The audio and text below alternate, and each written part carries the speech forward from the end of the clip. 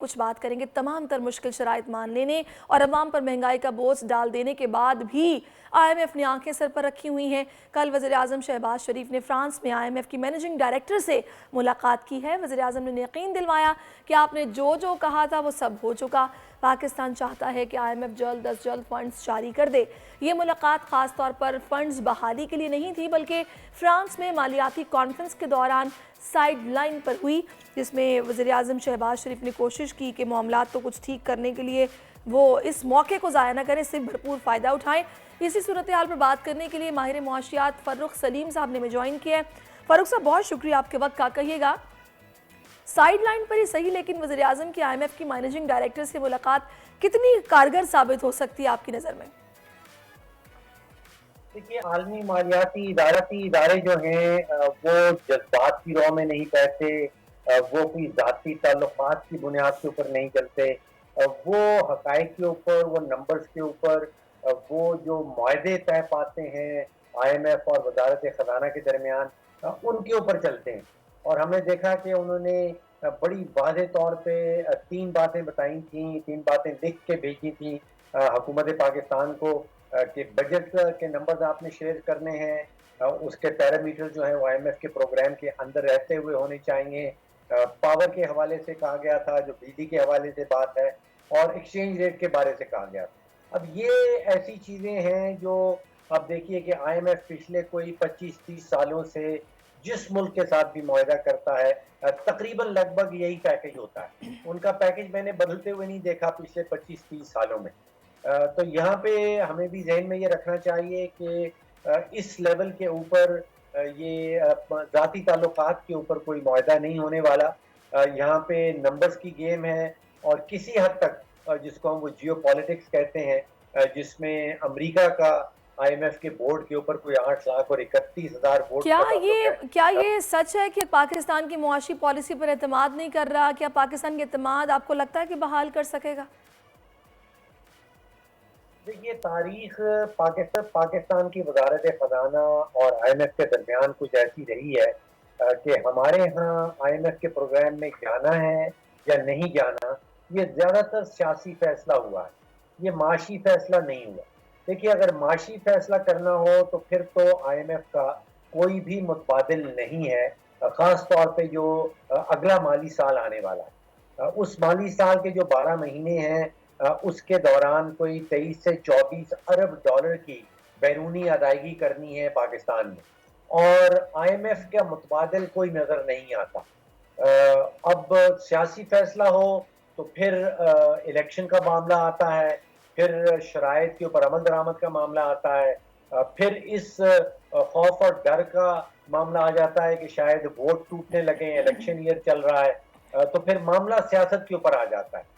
تو ہمارے ہاں ہماری بدقسمتی یہ رہی ہے کہ سیاسی فیصلے ہوئے ہیں، معاشی فیصلے جو ہیں وہ سیاسی بنیادوں کے اوپر ہوئے ہیں، چاہے وہ یہ والی حکومت ہو یا اس سے پہلے والی حکومت ہو۔ اب دیکھیے، جو 2002 میں اگر آپ دیکھ لیں، فروری کی 28 تاریخ مجھے یاد آتی ہے، سابق وزیر اعظم صاحب تھے، وہ اچانک 28 تاریخ کو ٹیلی ویژن پہ آ گئے اور انہوں نے سبسڈی کا اعلان کر دیا پیٹرول اور ڈیزل کے اوپر، جبکہ ان کی اپنی حکومت جو ہے وہ آئی ایم ایف سے وعدہ کر چکی تھی کہ اس قسم کا کوئی قدم نہیں اٹھایا جائے گا۔ اگر اس کو فاسٹ فارورڈ کر لیں، اکتوبر میں آ جائیں، نئے وزیر خزانہ تھے، نئی حکومت تھی، اور وہاں پہ اعلان کر دیا گیا کہ روپے کی قیمت کو مصنوعی طریقے سے ڈالر کے سامنے روک کے رکھا جائے گا۔ یہ بھی ایک وعدہ تھا جو حکومت پاکستان، جو وزارت خزانہ آئی ایم ایف کے ساتھ کر چکی تھی کہ ایسا نہیں کیا جائے گا۔ تو یہاں سیاسی اچھا فاروق صاحب معاشی دیکھیے، فیصلے ہو رہے ہیں ہم تو جن کی ہر لحاظ سے سوچ رہے ہیں، اس وقت ورسٹ سینیریو بھی سوچ رہے ہیں۔ ایک لمحے کے لیے سپوز کر لیتے ہیں کہ نویں جائزے کے لیے تمام پیش کی اقدامات کو آئی ایم ایف تسلیم نہیں کرتا، فنڈز بھی نہیں آتے، تو آنے والے دنوں میں سچویشن پھر کیا ہوگی؟ دیکھیے، میں نمبرز 2 یا 4 آپ کے سامنے رکھ دیتا ہوں، اور پھر فیصلہ اور آپ اپنے سوال کا جواب انہی نمبرز میں آپ کو مل جائے گا۔ کیونکہ جولائی سے دسمبر کے جو مہینے ہیں اس میں لگ بھگ ہماری جو ادائیگیاں ہیں جو رول اوور نہیں ہو سکتی وہ لگ بھگ 5 ارب ڈالر کی ہیں۔ ٹوٹل ادائیگیاں اس سے کہیں زیادہ ہیں، لیکن جو رول اوور نہیں ہو سکتی وہ لگ بھگ 5 بلین ڈالر کی ہیں۔ اور آج ہمیں اسٹیٹ بینک یہ خود سے بتا رہا ہے कि उसके पास लगभग $4 अरब के ज़खायर पड़े हैं। तो अगले 5 या 6 महीने जो हैं वो IMF के मुआवजे के बगैर या किसी तरफ से इमरजेंसी एड आने के बगैर जो है वो गुजरते नहीं हैं। फिर हम बात शुरू कर देंगे कि जो ट्रेजेक्टरी है जिस सही। सिमत में पाकिस्तान की अच्छा मईशत जा रही है, फारूक साहब, ये हमारी श्रीलंका से मईशत तो सियासत से ही जुड़ी हुई है, तो आपको कहीं ये खदशा तो नहीं लग रहा कि IMF अगले इलेक्शन का इंतजार कर रहा है, या पाकिस्तानी सियासी सूरत हाल ने हमें इस डगर पर खड़ा कर दिया है कि सब कुछ करवा लेने के बाद भी IMF पाकिस्तान में सियासी इस्तेहकाम का इंतजार कर रहा है? देखिए, ये आलमी मालियाती इदारे जो हैं इनका 2 लेवल्स के ऊपर इनकी मैनेजमेंट होती है, इनके मुज़ाकरात होते हैं। पहला लेवल है जिसको हम कहते हैं स्टाफ लेवल, जिस एग्रीमेंट का हम इंतज़ार कर रहे हैं। स्टाफ लेवल के ऊपर जो आलमी मालियाती इदारों का स्टाफ है, वो जहाँ तक मेरा तजुर्बा रहा है पिछले 20-25 सालों का, वो दे thoroughly go by the book. वो जो कुछ किताब में लिखा है, जो कुछ नंबर्स हैं, जो मुआहदा हुआ है वज़ारत खजाना के साथ, उसके ऐन मुताबिक चलता है। सियासत आती है बोर्ड लेवल के ऊपर, एग्जेक्टिव बोर्ड के ऊपर, जहाँ पे जैसे मैंने पहले आपको बताया कि अमेरिका का एक बहुत बड़ा रोल है, बाकी ममालिक का रोल प्ले होता है। अभी हम स्टाफ लेवल पे अटके हुए हैं और स्टाफ लेवल पे ये प्योरली जो है वो बाय द बुक जाना है।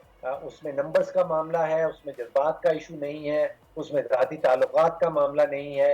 यहाँ पे प्योर नंबर्स का खेल है और वो हमें बड़े वाज़े तौर पे बता चुके हैं कि आपने जो वादे किए चले जी, इस वक्त मईशत को ट्रैक पर लाने के लिए वज़ीर आज़म तो कर रहे हैं, तभी उन्होंने साइड लाइन पर ये मुलाकात भी की है। उम्मीद है कि वो कॉन्फिडेंस बहाल करने में कामयाब हो जाएंगे और चीज़ें अब आगे बेहतरी की जानिब ही जाएंगी।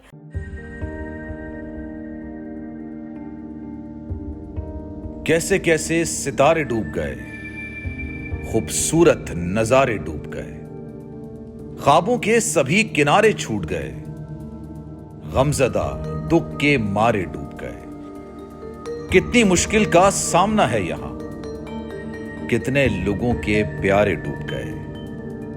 आओ मिलकर करें मदद सबकी, जिनके सारे सहारे डूब गए।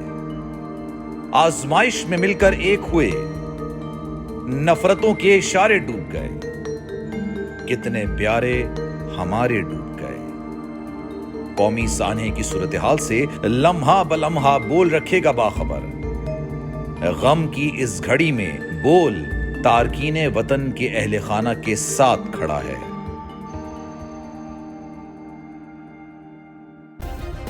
सब्सक्राइब करें और बेल दबाएं ताकि कोई खबर रह न जाए।